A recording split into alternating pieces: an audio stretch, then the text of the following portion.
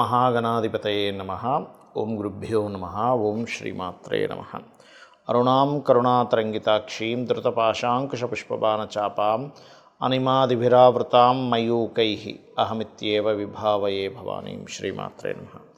ప్రేక్షకులకి ఆ లలితాంబిక అమ్మవారి యొక్క అనుగ్రహం పరిపూర్ణంగా కలగాలని మనస్ఫూర్తిగా కోరుకుంటూ మనం ఈరోజు చెప్పుకోబోయే టాపిక్ ఏంటంటే, శుక్రుడు తన ఓన్ హౌస్ న్యాచురల్ సెకండ్ హౌస్లోకి మారుతున్నాడు. అంటే వృషభ రాశిలోకి శుక్రుడు వెళ్తున్నాడు.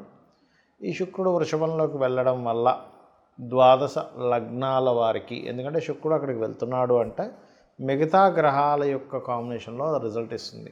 మిగతా గ్రహాలు ఎక్కడున్నాయి మనకి? ఈ జూన్ 28వ తేదీ నుంచి ఆల్మోస్ట్ ఒక 1 మంత్ ఉంటాడు అక్కడ శుక్రుడు.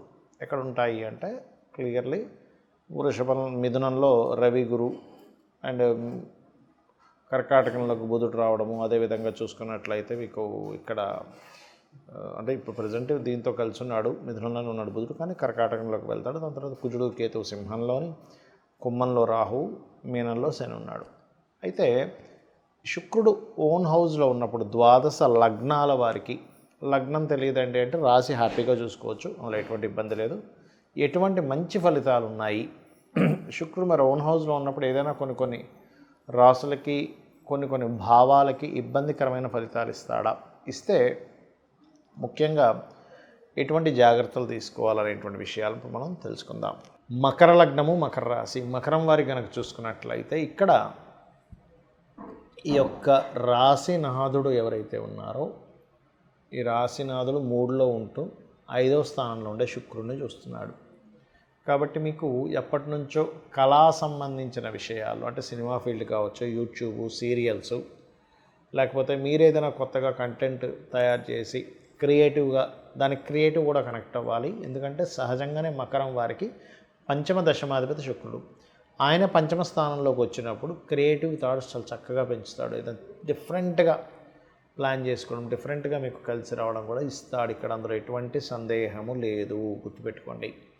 అలాగే మరొక విషయం ఏంటంటే ఇక్కడ, కాకపోతే ఇక్కడ మీరు అష్టమంలో కుజుడు, కేతు ఉన్నందుకు, ఈ 6వ స్థానంలో గురువు అస్తంగత్వ దోషంలో ఉన్నందుకు ప్రత్యేకంగా మీకు ఏంటంటే శుక్రుడు ఓన్ హౌస్లో ఉన్నందుకు సంతాన యోగాన్ని, క్రియేటివ్ ఫీల్డ్స్ ద్వారా ధనయోగాన్ని, మరియు ప్రేమ వ్యవహారాల్లో కొంతవరకు పాజిటివ్ ఫలితాలు రావడము, సంతానానికి కూడా కాస్త పేరు ప్రఖ్యాతలు రావడము, తాతగారి యొక్క సపోర్ట్ లభించడం, ఇవన్నీ కూడా జరుగుతాయి పంచమ శుక్రుడు ఓన్ హౌస్లో ఉన్నందుకు. కానీ ఇక్కడ ఎప్పుడైతే శని 3వ స్థానంలో ఉంటూ కుజుడు చేత చూడబడుతున్నాడో, అది కూడా 4వ అధిపతి చేత, ఈ ప్రాపర్టీస్ తీసుకునేటువంటి అంశాలలో కొంత జాగ్రత్తగా ఉండాలి. ఎందుకంటే 4వ అధిపతి కుజుడు అష్టమ స్థానంలో కేతువుతో ఉన్నాడు. కాబట్టి ప్రాపర్టీస్ తీసుకునేటప్పుడు, ఏదైనా మెషినరీస్ లాంటివి కొనుగోలు చేసేటప్పుడు, ఏదైనా ఫ్యాక్టరీస్ లాంటివి నిర్మాణం చేసేటప్పుడు, భూమి సహజంగా పంట పొలాలు అది రైతులు దున్నుతూ ఉంటారు, అటువంటి విషయాల్లోని, లేదా కొన్నిసార్లు పిచికారీ చేయవలసినటువంటి కొన్ని ఉంటాయి, అవి చేయకపోవడం వల్ల పురుగులతో కాస్త ఇబ్బంది రావడము.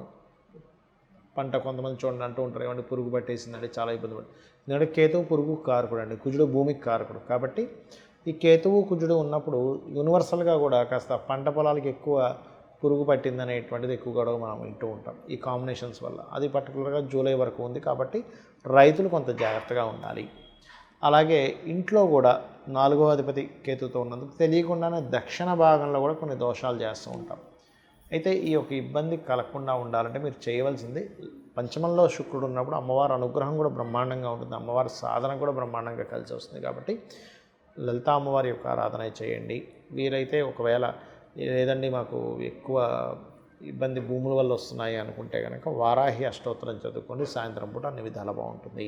చాలామంది నన్ను అడుగుతున్న ప్రశ్న ఏమిటంటే, ఏమంటే శుక్ర మహర్దశ వస్తే బాగుండాలి కదా. నేను మీకు ఇప్పుడు యూట్యూబ్లో కొన్ని స్టూడెంట్స్ కోసం కొన్ని కేస్ స్టడీస్ పెడుతూ ఉన్నా. అంటే శుక్రదశ అనుకుంటాం మనం, శుక్రుడు కనుక ఎలాంటి పొజిషన్లో ఉంటే అద్భుతంగా యోగిస్తాడు, ఎలాంటి పొజిషన్లో ఉంటే యోగించడు అని. ఎందుకంటే దానికి ఒక రూల్ ఉందండి. ప్రతి గ్రహానికి ఒక ప్లానెట్ గనక ఒక లగ్నం నుంచి ఫలానా స్థానంలో ఉంటేనే ఆ యోగం అనేటువంటిది అద్భుతంగా ఉంటుంది. ఆ స్థానంలో లేనప్పుడు అది నీచభంగ రాజయోగాలు కూడా ఒక్కోసారి ఇబ్బంది పడతాయని చెప్తూ వస్తున్నా. అందుకని మీరు అర్థం చేసుకోవాల్సింది ఏంటంటే శుక్రుడు అనగానే అద్భుతం, గురువు అనగానే అద్భుతం, లేకపోతే శని అనగానే నీచం అని అనుకోకండి. అది ఎలా ఇస్తుంది, ఎందుకంటే మీరు అర్థం చేసుకోవాల్సింది ధనము ఒకే రూపంలో రావట్లేదు ఈ ప్రపంచం మొత్తం కూడా. ఒకరు చెత్త నమ్ముకొని కూడా బిజినెస్ చేస్తే, ఇంకో వ్యక్తి బంగారం అమ్మితే డబ్బులు వస్తున్నాయి, ఇంకో వ్యక్తికి నీరు అమ్మితే డబ్బులు వస్తున్నాయి, ఇంకో వ్యక్తికి ఆక్సిజన్ అమ్మితే డబ్బులు వస్తున్నాయి, ఇంకో వ్యక్తి పెట్రోల్ అమ్మితే డబ్బులు వస్తున్నాయి, ఇంకో వ్యక్తి సర్వీసెస్ చేస్తే ధనం వస్తుంది. అంటే ఏంటి, అన్నీ కారకత్వాలే. ఈ నూనె, ఐరన్ ఇదంతా శని. మరి ఐరన్ ద్వారా, నూనె ద్వారా వచ్చేప్పటికి శని ద్వారా డబ్బులు వస్తుంది. శని కారకత్వం అదంతా కూడా. శుక్రుడు అంటే వాహనాలు, గృహాలు, లగ్జరీ ఐటమ్స్ ఇవన్నీ. ఇక్కడ ఏంటంటే మనం అర్థం చేసుకోవాల్సింది, శుక్రగ్రహము గనక ఎక్కడా పాడవ్వకుండా మీకు ధనయోగాన్ని ఇచ్చే దాంట్లో ఉంటే 100% లగ్జరియస్గా ఇస్తాడు ధనయోగం. నార్మల్గా ఇవ్వడు.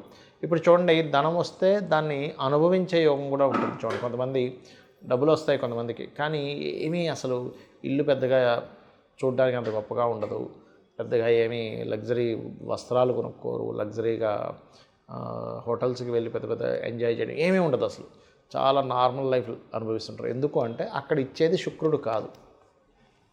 అదే ఇచ్చేది శుక్రుడు అనుకోండి, అప్పుడు అలా ఉంటుంది. అంటే శుక్రగ్రహం గనక బాగుంది, లగ్జరియస్ లైఫ్. అయితే ఇది ఎంతవరకు కరెక్ట్, అది బాగుందా లేదా? శుక్రదశ వస్తే లగ్జరియస్ లైఫ్ కాదు, బాగా అర్థం చేసుకోండి. శుక్రుడు బాగుండి మహాదశ వస్తే లగ్జరీ లైఫ్, శుక్రుడు పాడైపోయి మహాదశ వస్తే ఉన్న లగ్జరీ లైఫ్ కాస్త పోతుంది. ఇది అర్థం చేసుకోండి. మరి ఎలాగా? చాలామంది ఆశతో ఉంటారు, ఏమంటే నాకు శుక్ర మహాదశ రాబోతుంది, అద్భుతం, ఆహా ఓహో అని. కొన్ని లగ్నాలకు మాత్రమే శుక్రుడు మంచివాడు. ఇప్పుడు ధనుర్లగ్నం ఉంది, 6లో ఉన్నాడు శుక్రుడు, లేదా ఏ లగ్నం నుంచి అయినా 6లో కానీ 11లో కానీ శుక్రుడు ఉంటే మొట్టమొదటిగా మీరు చేయవలసింది ఏమిటంటే, 6లో ఉంటే స్త్రీ శాపం అంటారు దాన్ని. అంటే పురుషుడికి కూడా స్త్రీ శాపం ఎలాగో స్త్రీలకు కూడా స్త్రీ శాపం అంటే ఏంటి, ఆడపడుచు రూపంలోనో, అత్తగారి రూపంలోనో, ఇంకో స్త్రీ మూలంగానో ఏదో రూపంలో వాళ్ళకు వచ్చి ఇబ్బంది పెడుతూ ఉంటారు. అంటే ఆ పూర్వజన్మలో చేసుకున్న కర్మ అది. కావున మీరు అర్థం చేసుకోవాల్సిన విషయం ఏంటంటే, శుక్రగ్రహం ఎక్కడుంది, 6, 11లో కాకుండా 12లో ఉంటే చాలా మంచిది, ధనస్థానంలో ఉంటే చాలా మంచిది, 4th హౌస్లో ఉంటే కూడా మంచిదే, పర్లేదు, ఎందుకంటే ఇస్తాడు. కాకపోతే ఇక్కడ ఏంటి, పాపకత్తెరలో ఉందా, శుభకత్తెరలో ఉందా? ఇదంతా నేను మీకు ఎందుకు చెప్తున్నానంటే, శుక్రుడు ధనానికి, లగ్జరీకి, సుఖానికి, భార్యకి, వీటికి కారకుడు. మనం మేజర్ లైఫ్లో మేజర్ రోల్ ప్లే చేస్తున్నాడు. ధనం లేకపోతే విలువ ఉండదు, మన అవసరాలు తీరవు. విలువలు అనేటువంటివి ధనం కంటే ఇంకా ఎక్కువ ఉన్నాయి. పేరు ప్రఖ్యాతలు కానివ్వండి, ఒక మన యొక్క క్యారెక్టర్, ఇవన్నీ ఎక్కువ విలువలు ఇస్తాయి. కానీ సొసైటీలో బాహ్యంగా కనబడే ధన విలువే.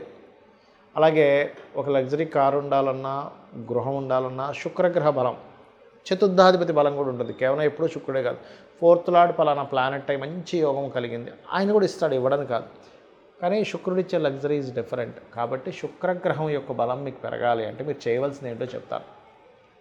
గోవులకి శుక్రవారం నాడు చక్కగా మీరు చపాతీలు, ఒక 3 చపాతీలు తీసుకొని దాన్ని నూనె వేయకుండా కాల్చి దాని మీద తేనె పుష్టించిన ముక్కలుగా గోవులకు పెడుతూ శ్రీమాత్రే నమః అనే మంత్రం చేస్తూ ఉండండి. లేదా ఓం సంపత్కరీ సమారూఢ సింధుర వ్రజ సేవితాయే నమః, లేదా ఓం ధర్మాధ్యక్ష ధనాధ్యక్ష ధనధాన్య వివర్ధినే నమః. ఇది చేయండి. చాలామంది తెలియక ఏకాదశంలో శుక్రుడు మంచిది అనుకుంటాడు. కాదు, ఏకాదశ శుక్రుడు ఉన్నటువంటి జాతకులకి మ్యారిటల్ లైఫ్ డిస్టర్బెన్సెస్ కానీ, అనుభవించాల్సిన సుఖాలు కానీ దూరమైనటువంటి జాతకాలు కొన్ని వేల జాతకాలు నేను చూపిస్తాను. కొన్ని వేలు, ఏదో 100 లేదో 10లో కాదు, వేలల్లో చూపిస్తాను. రీసెర్చ్ చేస్తే లక్షల్లో కూడా దొరుకుతాయి మనకి చెప్పాలంటే. ఎందుకంటే ఎక్కడా కూడా శుక్రుడు సుఖానికి కారకుడు కాబట్టి 12లోనే యోగిస్తాడు. మీరు చూసుకోండి, ఎనీ లగ్న 12th హౌస్ వీనస్ పాడవకుండా ఉన్నాడంటే ఆయనే మంచి లగ్జరీ, మంచి సుఖాన్ని ఇస్తాడు. సుఖకారకుడు, ఏ కారకుడు ఎక్కడ ఉంటే ఏమి ఇస్తాడు, 12th హౌస్కి నెగేటింగ్లో ఉంటే ఇవ్వడు. ఇది బాగా అర్థం చేసుకోండి. ఇది చాలా చాలా చాలా ఇంపార్టెంట్ అయినటువంటి విషయం గుర్తుపెట్టుకోండి. శుక్రుడి విషయంలో, అందరి విషయాల్లో కాదు.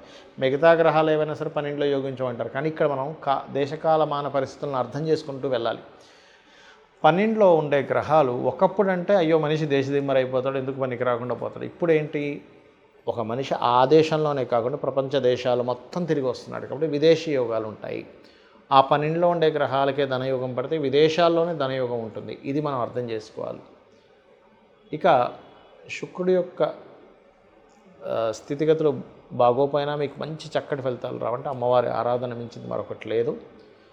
మరియు శుక్రగ్రహం దగ్గర దీపారాధనతో పాటు శుక్రుడు ఏ గ్రహాల ద్వారా అయితే కంబస్ట్ అయ్యాడా, అంటే అస్తంగత్వ దోషం రవి ద్వారా అవుతుంది, లేదా కేతువు ద్వారా అవుతుంది. ఒక్కోసారి కేతుతో శుక్రుడు కలిసి ఉన్నా కూడా ధనహీనత యోగాలు, లేకపోతే అమ్మవారి భక్తులైతే అది మళ్ళీ తగ్గుతుంది. కాబట్టి గణపతి ఆలయాలకు వెళ్ళడము, కేతు రవి లేదా ఏ పాపగ్రహాల మధ్య ఉన్నాడో ఆ పాపగ్రహాలకు సంబంధించినటువంటి గ్రహాల దగ్గర దీపారాధన చేయండి. అన్ని విధాలా మీకు బాగుంటుంది. శ్రీమాత్రే నమః.